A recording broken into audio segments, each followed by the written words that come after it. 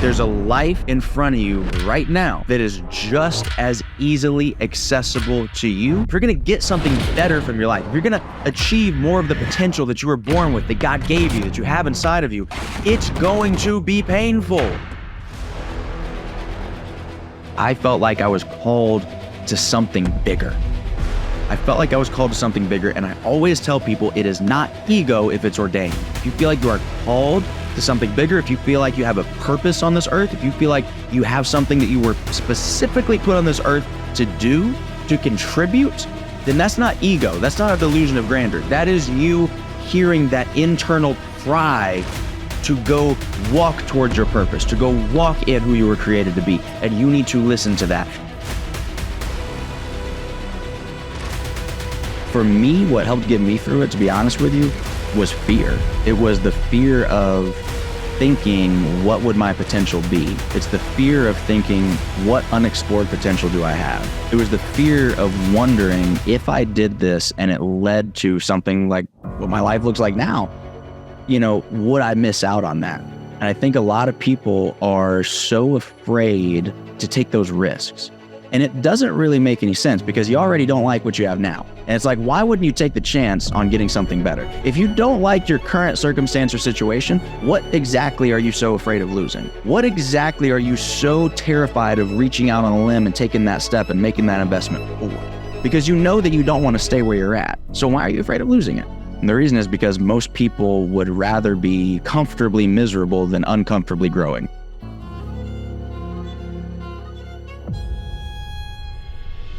And I was talking to a guy that I coach the other day, and I said, the thing that I want you to do is go home and pray to whatever God you pray to see your gifts and talents the way that He sees them.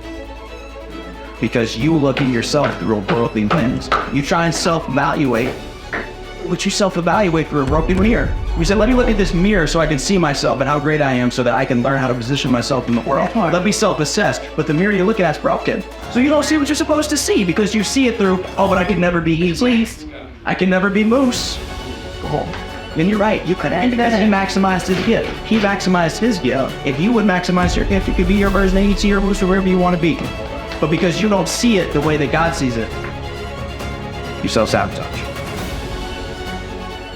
The reality is the capability is there, but the activation might not be there. Scripture says, He is greater. He that is in you is greater than he that is in the world, right? And that means that the tiny part of you that's godlike, because we got a lot of human in us.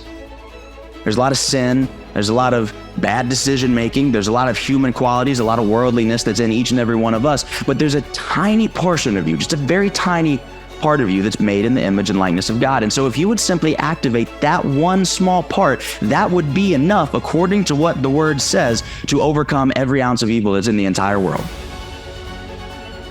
There's a life in front of you right now that is good, and it's a path that you can take. But there's a life in front of you right now that is just as easily accessible to you. That's not just good, it's incredible. It's phenomenal. And you can choose to have that life too. And it depends on, do you want safety and security, or do you want to fulfill your potential? And for me, I had to elevate. I had to take the path that I thought would make me grow and develop the most. I had to take the path.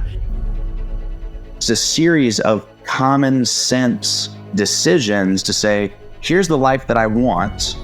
Here's where I am now.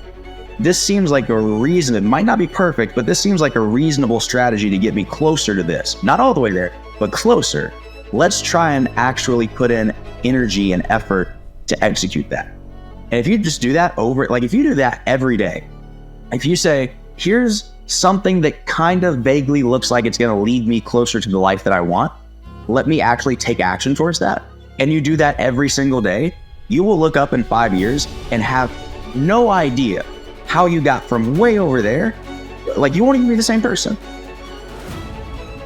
All the people's opinions, you're going to let that make you make a decision that's not even who you really are. You know that you're an entrepreneur when it comes down to it. Like, you know that you have that in your spirit. You know that you want to do big things. You know that significance is important to you. You know that that's something that you value. You know who you are. And everybody knows intrinsically who they are. Even if you haven't taken the time to sit down and write out your values, I encourage you to do it. Even if you haven't taken the time to sit there and do a personality assessment and figure out what makes you tick, why you behave the way that you behave, I encourage you to do that. You haven't sat there and gone through your life and your past and some of that trauma and started to reverse engineer and say, oh, this is why I think the way that I think. This is why I make decisions the way that I make decisions. You haven't gone and done that inner work. I encourage you to do all of that. It's super important so that you can elevate, there's that word again, elevate your consciousness, so you can become more aware of why you do the things that you do and then maneuver a little bit more intentionally. But even if you don't do that, I genuinely believe that everybody knows deep down who they really are. I think you know at your core who you are. I think you know at your core what is in alignment with you and your spirit and what is not in alignment with you and your spirit. And the challenge is, rather than take the path of elevation, we take the path of safety. If you're going to elevate, if you're going to get something better from your life, if you're going to achieve more of the potential that you were born with, that God gave you, that you have inside of you, it's going to be painful.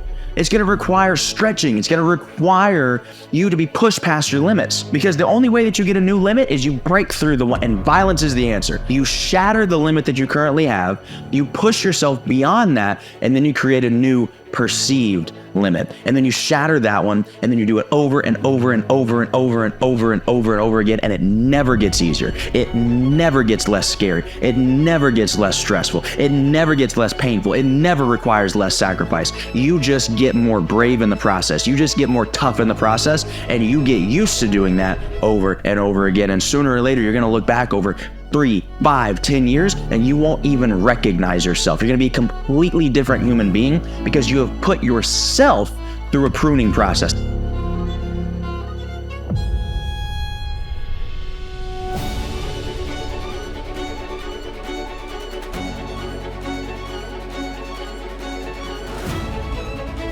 The more that you can fully actualize who you are and who you remain to be, I think that by example, other people look at you and say, you know what? What's making him tick? How is he thinking to be able to accomplish all of this? And that's the best way to lead. And I know a lot of people throw in, it's the ability to articulate and communicate and give people a vision. And I think that's all part of it. But I think that exemplification is the best form of articulation. You can talk all day long, but when you're showing people, now you're leading. Your purpose, your passion, your profit, and your path, it's all the same thing if you're willing to activate it. So do me a favor, stop being in a vehicle that's capable of anything you want it to be. Stop going 38 miles an hour in a Lamborghini. Like, God gave you everything that you need, so stop riding the brakes.